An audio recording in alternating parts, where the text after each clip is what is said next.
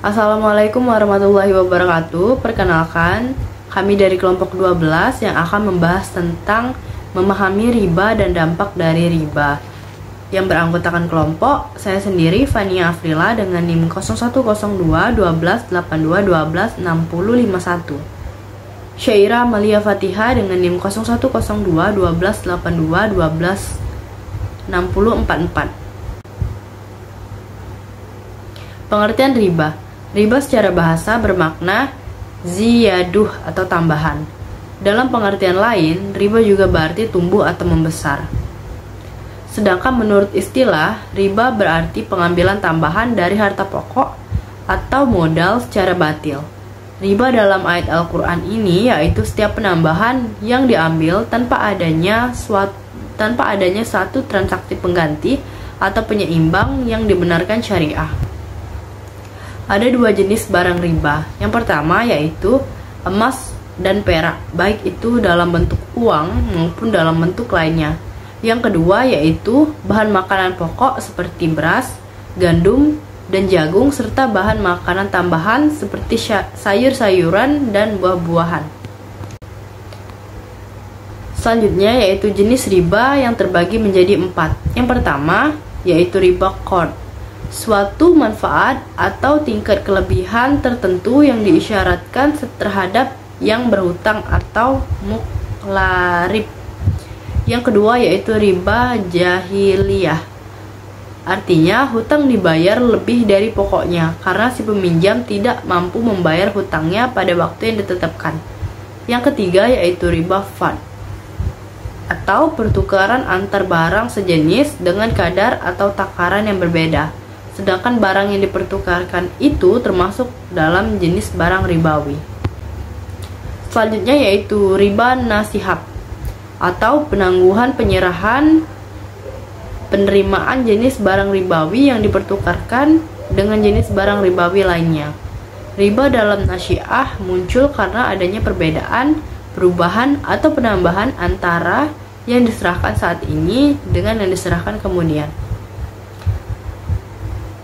Materi selanjutnya ialah larangan riba dalam Al-Quran dan hadis.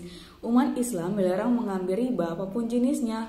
Larangan supaya umat Islam tidak melibatkan diri dengan riba bersumber dari berbagai surat dalam Al-Quran dan hadis Rasulullah SAW. Yang pertama, larangan riba dalam Al-Quran. Nah, dalam Al-Quran ini tidak diturunkan sekaligus, melainkan diturunkan dalam 4 tahap.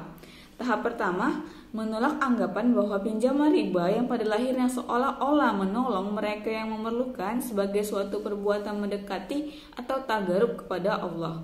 Ini dalam Quran Surat Ar-Rum ayat 39. Lalu tahap kedua, riba digambarkan sebagai suatu bentuk yang buruk. Allah Subhanahu wa Ta'ala mengancam memberi balasan yang keras kepada orang Yahudi yang memakan riba. Ini dalam Quran Surat An-Nisa ayat 160 sampai 161. Lalu tahap ketiga, riba diharamkan dengan dikaitkan kepada suatu tambahan yang berlipat ganda. Para ahli tafsir berpendapat bahwa pengambilan bunga dengan tingkat yang cukup tinggi merupakan fenomena yang banyak dipraktekkan pada masa tersebut. Ini dalam Quran Surat Ali Imran ayat 130. Lalu tahap yang terakhir ialah Allah Subhanahu wa Ta'ala dengan jelas dan tegas mengharamkan apapun jenis tambahan yang diambil dari pinjaman. Ini adalah ayat terakhir yang diturunkan menyangkut riba. Ini dalam Quran Surat Al-Baqarah ayat 278 sampai 279. Lalu yang kedua, larangan riba dalam hadis. Pelarangan riba dalam Islam tak hanya merujuk pada Al-Quran, melainkan juga Al-Hadis. Sebagaimana posisi umum hadis yang berfungsi untuk menjelaskan lebih lanjut aturan yang telah digariskan melalui Al-Quran, pelarangan riba dalam hadis lebih terperinci. Ada banyak larangan riba dalam hadis, diantaranya ialah yang pertama ialah Jabir berkata bahwa Rasulullah mengutuk orang yang menerima riba, orang yang membayarnya, dan orang yang mencatatnya, dan 2 orang saksinya. Kemudian beliau bersabda, mereka itu semuanya sama. Hadis riwayat Muslim nomor 2995, Kitab Al-Masaqoh. Lalu diriwayatkan oleh Abu Hurairah bahwa Rasulullah SAW berkata, pada malam perjalanan Mi'raj, aku melihat orang-orang yang peluk mereka seperti rumah. Di dalamnya dipenuhi oleh ular-ular yang kelihatan dari luar. Aku bertanya kepada Jibril, siapakah mereka itu? Jibril menjawab, mereka adalah orang-orang yang memakan riba. Lalu ketika melakukan praktek riba maka akan memberikan dampak negatif. Yang pertama itu dampak negatif bagi individu. Riba memberikan dampak negatif bagi akhlak dan jiwa pelakunya. Jika diperhatikan maka kita akan menemukan bahwa mereka yang berinteraksi dengan riba adalah individu yang secara alami memiliki sifat kikir, dada yang sempit, berhati keras, menyembah harta, tamak dan kemewahan dunia dan sifat-sifat hina lainnya. Lalu riba merupakan akhlak dan perbuatan musuh Allah, yaitu Yahudi. Nah, riba juga merupakan akhlak dari kaum jahiliyah. Barang siapa yang melakukannya, maka sungguh dia telah menyamakan dirinya dengan mereka. Lalu pemakan riba menyebabkan pelakunya mendapat laknat dan dijauhkan dari rahmat Allah. Lalu memakan riba merupakan salah satu perbuatan yang dapat menghantarkan kepada kebinasaan. Lalu riba merupakan perbuatan maksiat kepada Allah dan Rasul-Nya. Doa seorang memakan riba tidak akan terkabul.